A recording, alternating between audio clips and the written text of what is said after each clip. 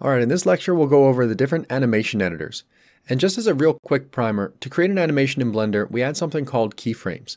And these save information at any given frame. So take this cube here for example. We're currently at frame 1, so let me press the I key, and I'll insert a location keyframe. Now that keyframe stores that cube's location at frame 1. Now let's move ahead to frame 10. Let me move the cube, and I'll press I to insert another location keyframe. Now this new location has been saved at frame 10. So when I go back to frame 1 and I press spacebar to play the animation, you can see that the cube animates between each of the locations saved in those keyframes. And down here in the timeline, you can see these diamonds which represent the keyframes that were added in at frame 1 and at frame 10. So I just wanted to explain what keyframes are so that you know what you're looking at in the editors that I'm about to show you. So now let's dive into those animation editors. So in this example here, we've got a plane flying through some turbulence. And on the left side here, we have the dope sheet editor. This editor shows you all the keyframes for every object in your scene. So this gives us the power to modify any or all of the animation at once. For example, if we selected all these keyframes and we move them closer to each other, this is going to make the animation shorter, so it's going to make it a lot faster. And there's other modes for this editor as well, which we'll get into more throughout the course. Now at the very bottom of the layout here is the timeline editor. This editor displays the animation timeline, keyframes for the selected objects, and it also has playback controls in the header here. And you can also set the current frame of the animation. You can set the starting frame and the end frame of the animation as well. And more can be done with this editor too, but those are the basics. Now let's switch this area here over to the graph editor. Using the graph editor, we can actually edit the animation curves for the selected object. For example, here I've got the main bone of the plane selected. And this bone moves the entire plane around. And here are all the animation curves for it. Now the points you see along the selected curve here are actually the animation keyframes that were added in. So in the graph editor, we can actually edit these keyframes. For example, let's say we want the plane to tilt sideways a lot more at around frame 20 here. So what I'll do is select the Y rotation, and I'll tab into edit mode so that we can actually edit the keyframes. And I'll select that keyframe point right there, press G, and I'll move it straight down, and you can see the plane tilting a lot more. Now let's go back to frame 1. Let's go back into camera view and I'll play the animation, and you can see we have much more of a tilt there. So in this editor here is where you can really fine-tune your animations to look exactly like you want them to. Alright, next up is the drivers editor right here. So with drivers you can have objects interact with each other, like one object's rotation can affect another object's rotation. In this example here we've got a pen right here which is connected to this rig. And as the rig rotates, the arm holding the pen rotates as well. So this will end up creating a cool circular pattern as it spins around. Now watch what happens here though.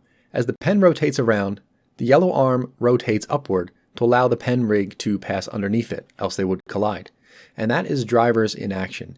What's happening here is that the yellow arm's upward rotation is being driven by the rotation of the green arm. So anytime the green arm rotates closer to the yellow arm raises up to let it pass underneath. And it's the drivers editor over here that allows you to create such transformation dependencies, which Lee will be going into more detail about in the drivers section.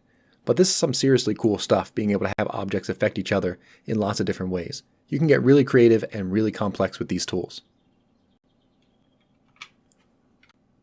So next up is the nonlinear animation editor, which I have loaded into the bottom right here. This is also referred to as the NLA editor.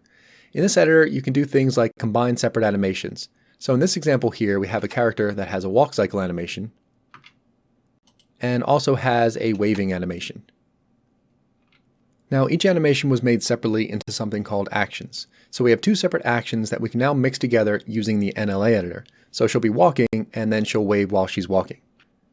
And let me switch back to the walk animation first, since it's our main animation.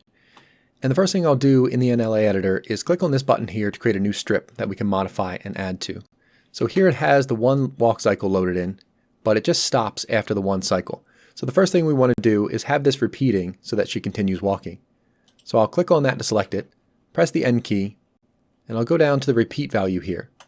I'll increase that to 5, and now that one action is going to repeat 5 times for us. So now if I press spacebar to play the animation, you can see that she just continues walking. And let's get a little bit more room to work with in the editor here. Now what we can do is mix in the waving animation. So let me press Shift and A for the list of actions, And let's choose waving. And I'll click on that, press G, and I'll move it to the right. And we'll have the waving start at around frame 30. So let's press spacebar and see what happens. And there we go. Now, one problem is that the wave animation just abruptly starts instead of being a smooth transition between the animations. And then it just kind of hangs there at the end as well. So what we want to do is have the waving animation kind of fade in and fade out.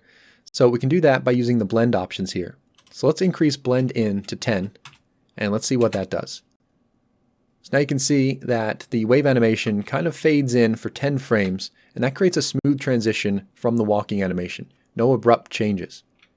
Now let's get that to fade out by increasing blend out to 15. So now it'll take 15 frames to fade away and back into just the walking cycle.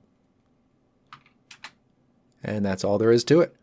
So this editor is such a cool tool for telling your story through animation. You can repeat actions, blend them together, and reuse them, and a lot more. But that's going to do it for this lecture, so I'll see you in the next one.